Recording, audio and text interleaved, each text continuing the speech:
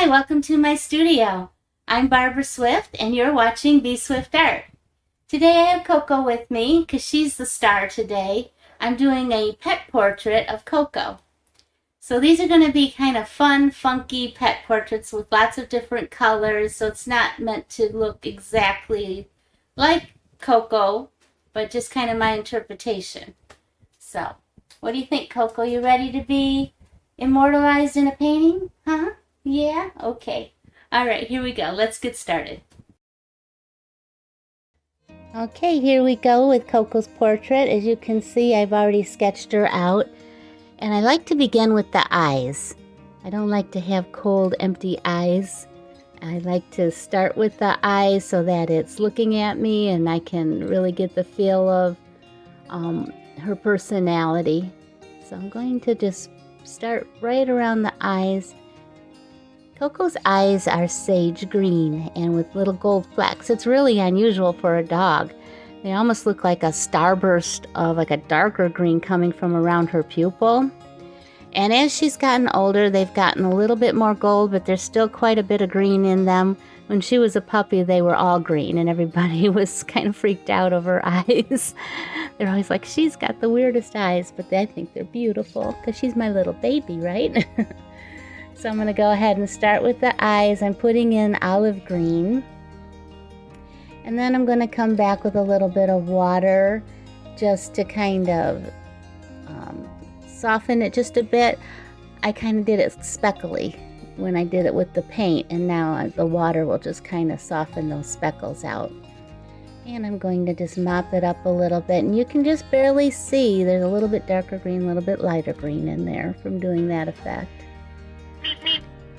So I'm sorry that my text message notification is going off. I work on the board at the LaBelle Gallery, and we're having a big show coming up, so everybody's got a lot of conversations that they want to talk about. So it never ends. It's been going on for days. So okay, and I just went ahead and here and there put a little bit of the gold in the eyes. So now I'm going to start with her head. And Coco, when she was young, had brown all the way down, you know, kind of like the mask with the white blaze up the forehead. And now that she's 9 years old, she's got quite a bit of white in there. So, like I said, I'm going to use different colors. I'm not going to use the brown and tan and colors that the dog has in reality. But I'm going to make it fun, just kind of a fun little pet portrait. I'm going to use purples and blues and greens in her. So this is kind of a burnt orange. I kind of didn't know what color I should use instead of the brown, but she's like when she was young, a dark chocolate brown, and now she's lighter. She's more of a milk chocolate now. So that's why I named her Coco. Well, Coco Chanel, because she's very classy, you know. But she also has white chocolate, milk chocolate, and dark chocolate colors in her. So, you know, naturally, I gotta name her Coco. It's a cute little name for her anyway. So I decided to go with the darker blue for the darker brown parts in her ears here. So I'm going to go ahead with this cobalt blue and line the top of her outline of her ear. She's got huge ears, as you've seen. I might have exaggerated them just a little bit, but that's what makes it fun. We're doing a fun pet portrait. I'm just going to go in and put wherever those shadows are. The shadows, I'm thinking purple, and I'm putting the blues in where the browns are. And this is kind of like a peacock blue that I'm using. So I'm just playing as I go, just seeing what colors are fun. And I don't want her to look like a rainbow. I have that tendency to want to use every color in my palette. So I'm going to try to hone it down to just maybe 4 or 5 colors. So I'm putting that purple on top of that blue, because that's kind of in the shadow. And remember, watercolor dries so much lighter, so it's not going to be this intense. And as the painting wraps up, you know, it should all be balanced. There's that little white I call it a blaze because that's what we called it on the cats when the nose, you know, had the two-toned. One side would be brown and one side would be gold, and it would go up their forehead. We used to show Persian cats when I was young. My parents had that hobby, and we had a lot of kitties.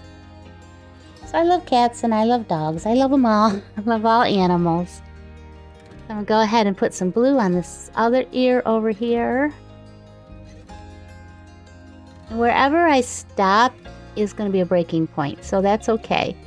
Because if you are doing this, I'm doing a wet on dry technique here. But if I stop painting midway up the ear and then I go back after it dries, there will be a line there. So I'm painting all the way to where I can have a stopping point. And I went ahead and put some turquoise on that right ear, and I'll put a little bit of turquoise right in the shadow of the ear, and kind of blending that kind of brownish color and golds, and blend them here and there. I definitely want some bright happy colors that are not blended with the brown. Some purple like we did on the other side, but this side I think I'll put a little bit more purple in this shadow. So like her muzzle sticks out farther than the sides of her face, so that will be in shadow.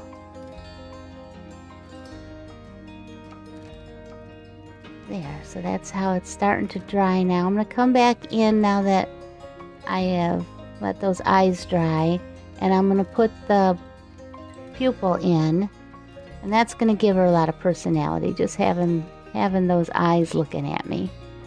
And I'm leaving some little white highlights, as you can see, because, you know, the eyes are kind of glassy. So leave some little white areas. And come and do the other eye. And I think I'm going to use some of my Posca acrylic markers to kind of put a little bit of fur and illustration on it. So I'm going, you know, remember that because her eyes are kind of outlined like eyeliner with black.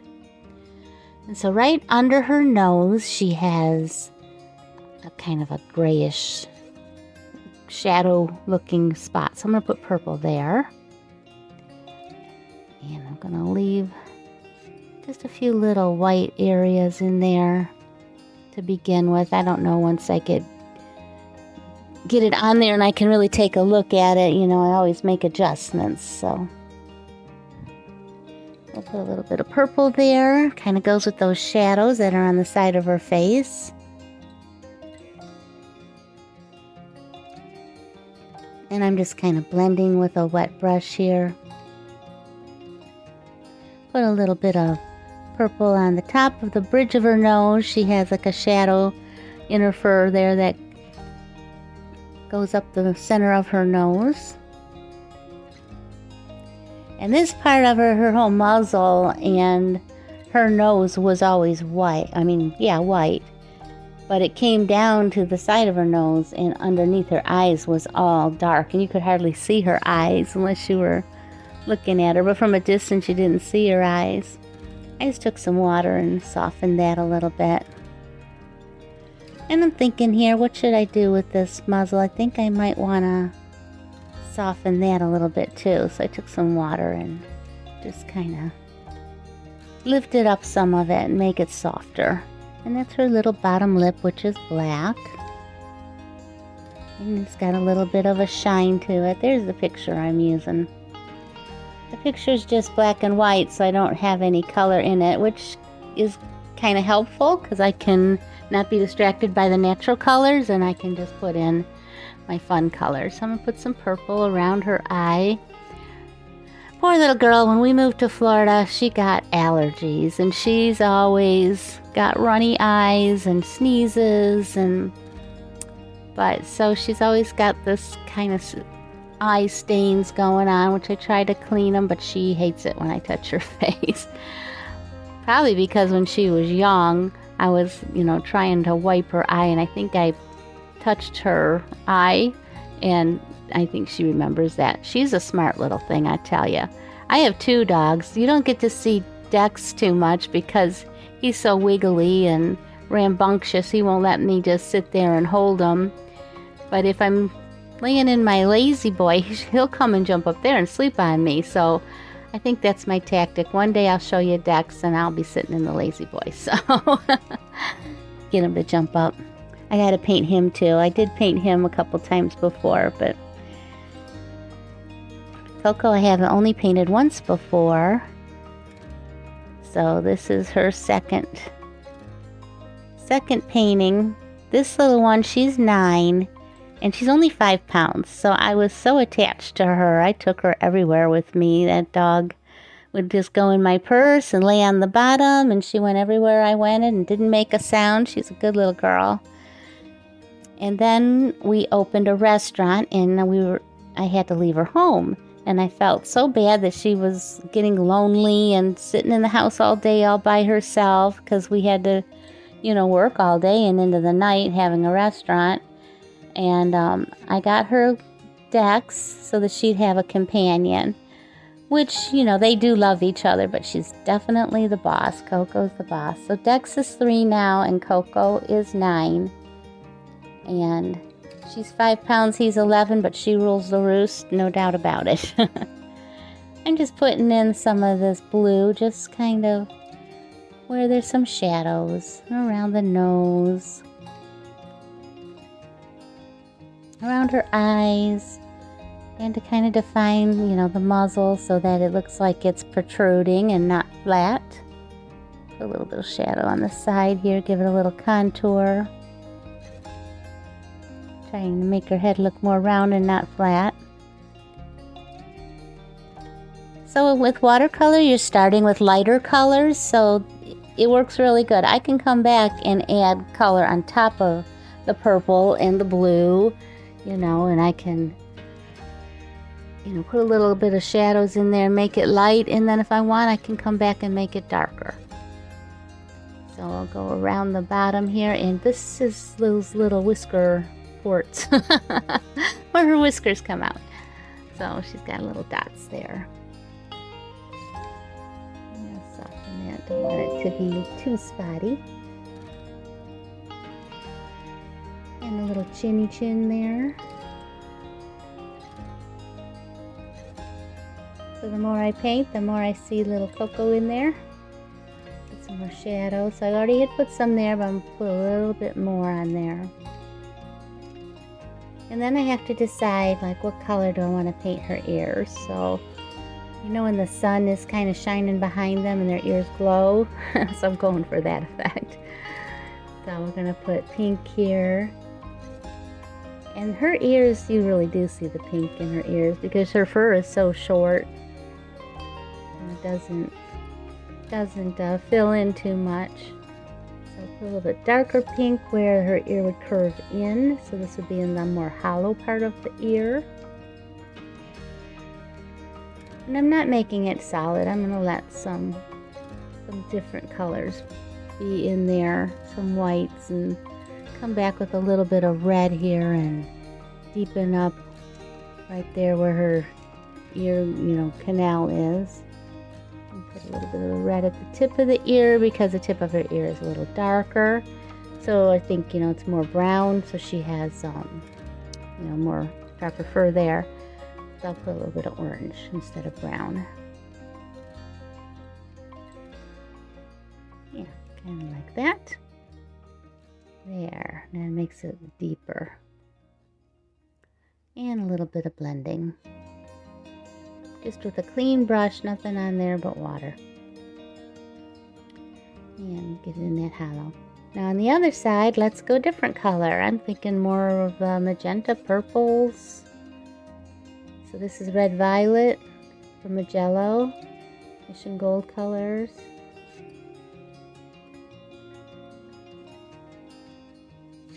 And I've really gotten to almost use these colors exclusively now, but I love my Daniel Smith. There's nothing wrong with that. I love them equally. But this one is just in that little palette that I can do my YouTube videos, and my others are in a big, huge palette. So this way I can zoom in a little bit better for you and still have room on my table to put my palette and my paint, the paper I'm painting on. So yeah, we'll put a little bit of that red violet and the purple in there. So 2 different color ears. So the one that's sticking up, maybe the sun is shining through a little more than this one. And her big little ears. Big little ears, does that make sense?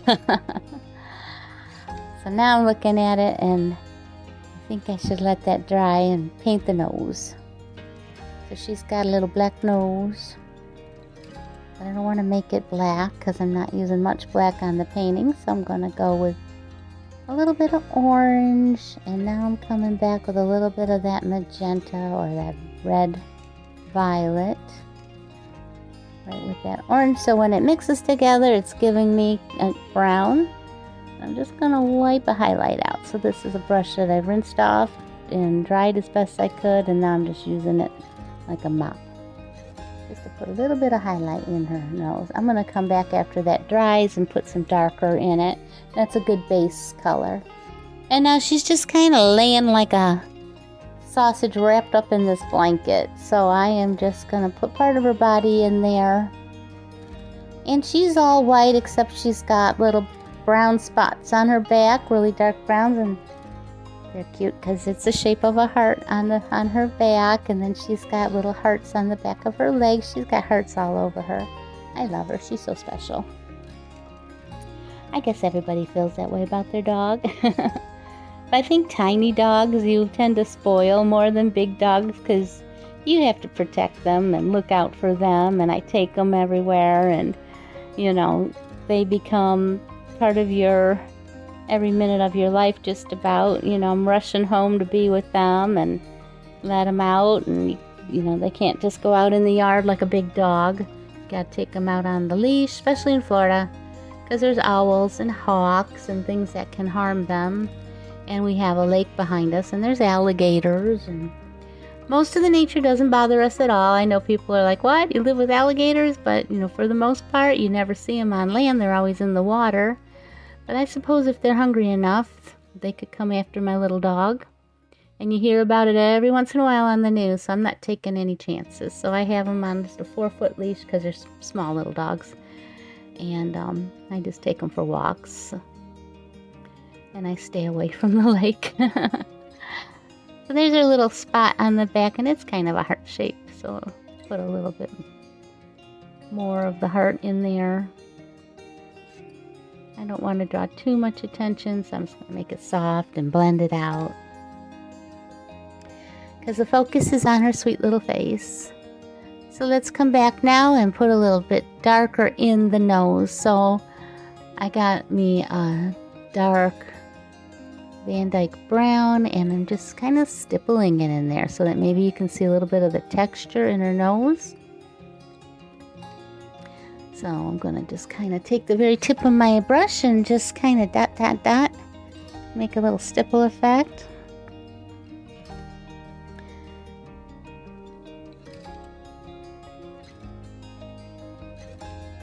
Just like that. And then I'm trying not to make it too solid where the nostrils will be, because I want, you know, to paint those in too. And if I make it too solid, you won't have any definition at all. So I'm just making it lighter around where the nostrils will be, and then I'll come back and paint the nostrils in. Okay, so there's her nostrils, and I'm going ahead with the Payne's Gray, pretty thick, so it's looking like black. Put them in, and I can always come back with my Posca acrylic markers and define it a little bit more. Put a little darker right at the tip of her nose and down that line that's in the center. Yeah, like that. And I gotta put in a little line in her little mush there in the front, in the muzzle. And I went ahead and just did a little background with a really pale green and blue and made it all swoopy, because she's got this fuzzy velour blanket that she lays in, and it's kind of an aqua green color. So here I'm going to go with my markers now And just do some little white hairs in her ears. She's got white hairs in there. They used to be all dark brown, but now when she's getting older, even little Dex, he's only 3 and his little muzzle's getting white, and I see little white coming out on his cheek. So it doesn't necessarily mean they're old when they're white like that. Their fur changes. And Coco, where she was pure white, has gotten little brown spots, like little in her fur, like on her back, and you know, so those pop out different. So her colors are always changing. It's amazing. So I think that's not necessarily age, but she is 9 now and she's whiter and whiter, but you know, she's going to live to 100. So I guess they live to about 17 or 18, or hopefully I'll have one of those dogs that live into their 20s as long as she's healthy.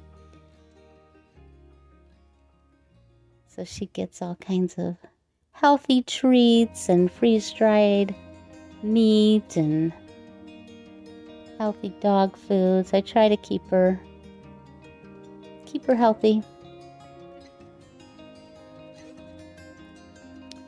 A little bit of little white fuzzies around her muzzle there.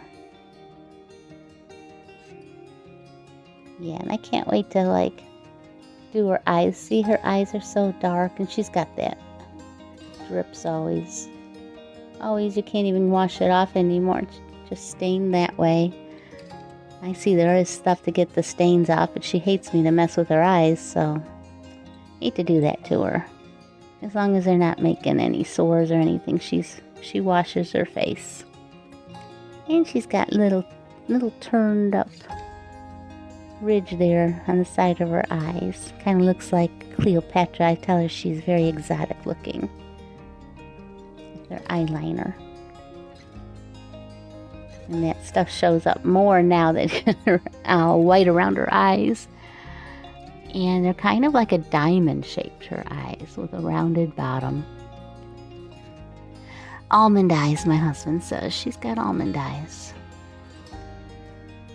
It's kind of rounded on the bottom. I'm going to make her eyelids. She does have white eyelashes, though. I'm not going to draw them in, but I kind of left a little white space there.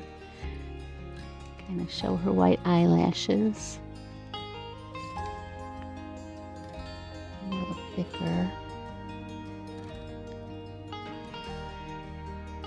And then do that inside there a little bit where her eyes are turned down. And then her eyes almost kind of bulge out of her head a little bit because she's part Chihuahua. The other half's Rat Terrier. So I just want to draw some little lines kind of showing that her eyes kind of bulge a little bit. So just taking that and kind of making it jagged so it looks like it's fur. And then I can't forget the little whiskers that stick out there on top of her eyelid, I guess, area above that. There, so I'm kind of doing that little rounded effect around her eyes just to show that they protrude a little bit. No whiskers. And maybe right in there. Yeah. And then now let's, define her muzzle a little bit. And the ears. And I have no idea how to draw that little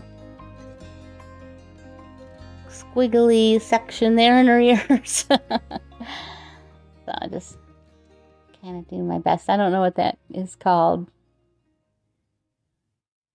And where her head meets her ears right there, I'll put a little bit in there.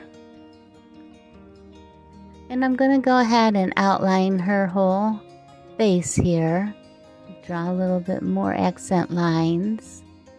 And kind of define the nostrils a little bit and that little line down the center.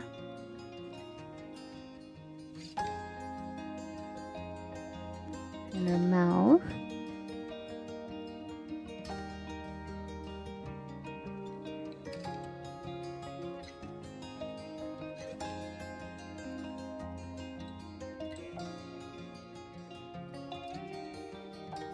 I do sell pet portraits, so if you go to my website, you can always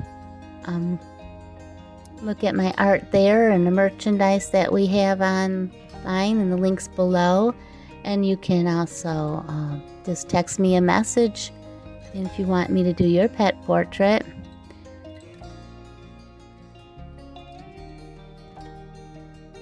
Kind of a fun thing, fun little gift for someone who's a pet lover.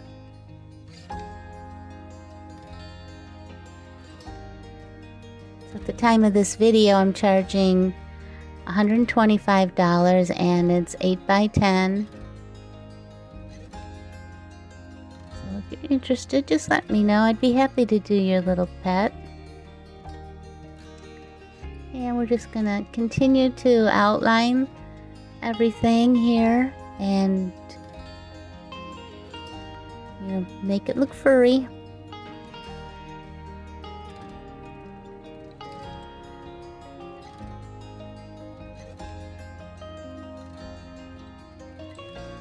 Be careful here. The paper of the texture of the watercolor paper makes it a little bit hard to draw the markers on it because the marker tip will get caught in the texture marks of the paper. So you just gotta go for a style that's not super precise like that, because that's gonna show up if if you have everything just super precise. So see how I'm just kind of doing these little uneven lines for the fur. And just keep that style going.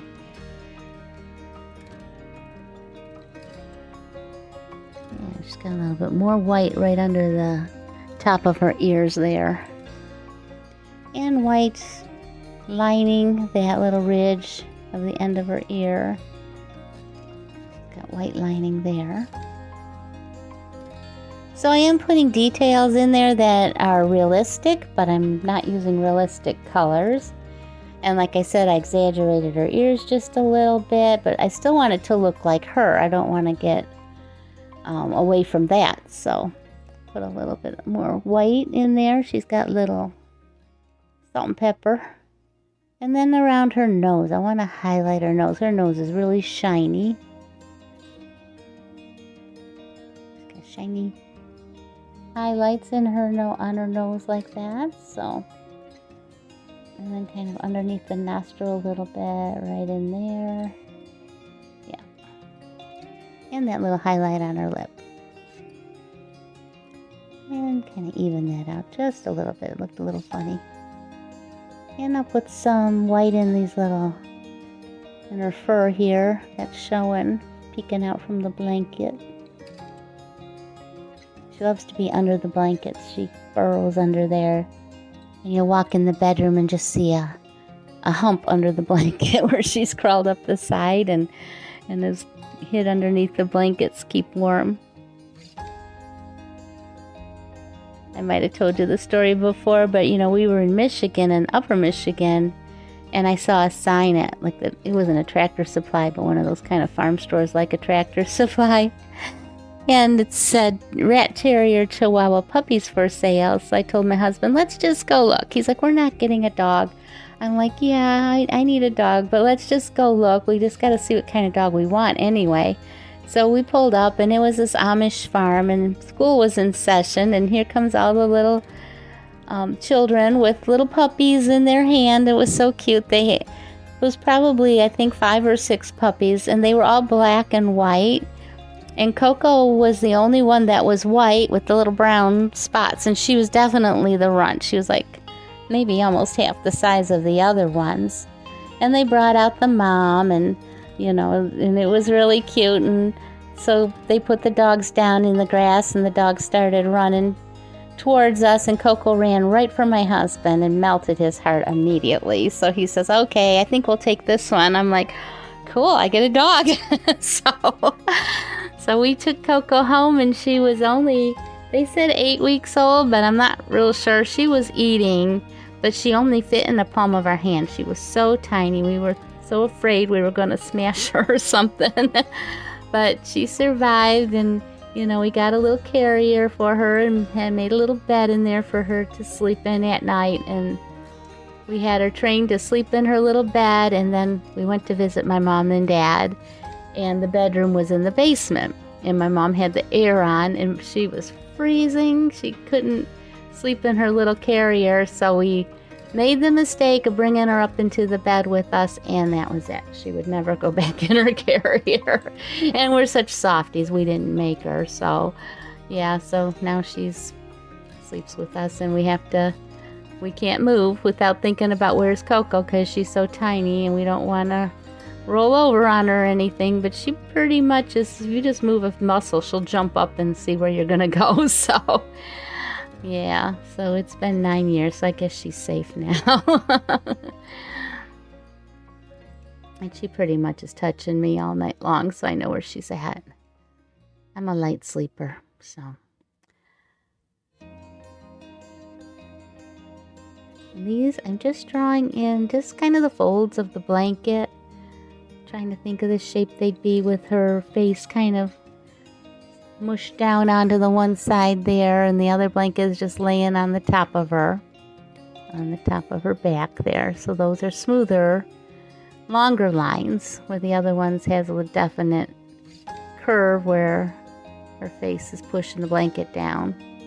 And now I'm just going to go in with some of that blue and just kind of make some shadows and into the blanket where it would be folded. I'm not going to spend a whole lot of time trying to make the blanket look real. You get the idea that it's a blanket there. So just taking some of that blue, and wherever I drew those blue marks with the Posca markers, that's where I'm going to put the blue right underneath that. And just taking water and spreading it out, blending it in, because I want that kind of aqua color to shine through as well.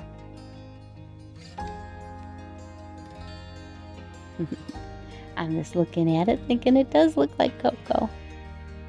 I see her sweet little face looking up at me. She stares at me all the time, winks her eyes at me.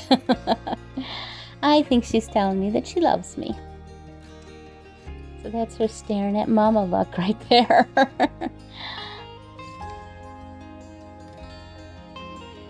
Yep, just putting that blue in there and blending it out.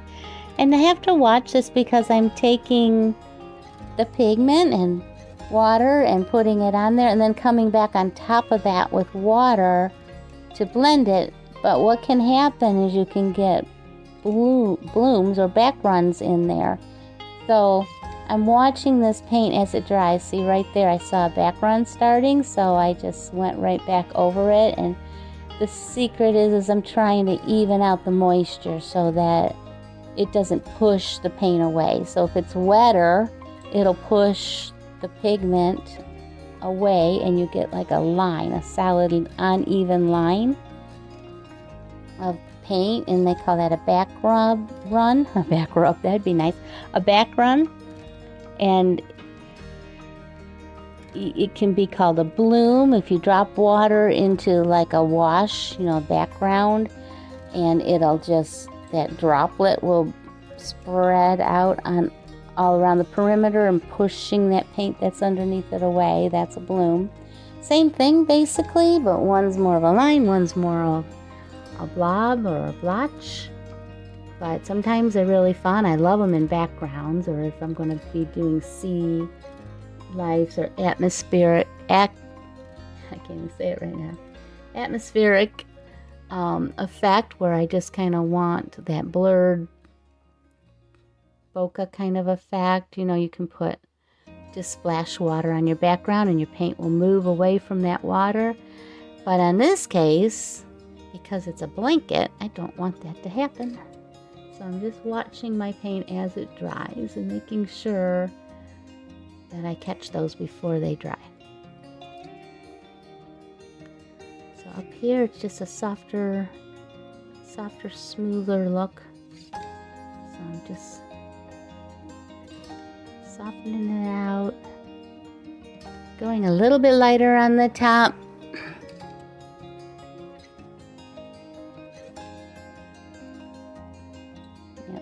keep on brushing it until it's nice and smooth. And just put one back here that's not even have a line or anything, but just put one little swipe there. Okay. That looks pretty good to me. I think I'm about finished. Just take a good look at it, and still mopping up those lines there. There's my Coco. So you can see how her eyes kind of starburst away from her pupils. So that's how they look. And I put a little bit of brown where the stains are under her eyes, but because they're always there, so that's part of her now. So there we go. There's Coco's picture, painted in watercolor. And all I have to do is frame it, sign it. And I'm going to bring it to my little art shows with me and show people that they could have a pet portrait if they wanted. So thank you so much for staying to the end. I really appreciate you guys watching my videos. And if you like them, if you feel like you're getting something out of them, I ask you if you would please subscribe. So all you have to do is push the subscribe button. It kind of helps me on YouTube to get my videos out there. Press the like button as well. So peace and love till we meet again. We'll see you next time. Bye-bye.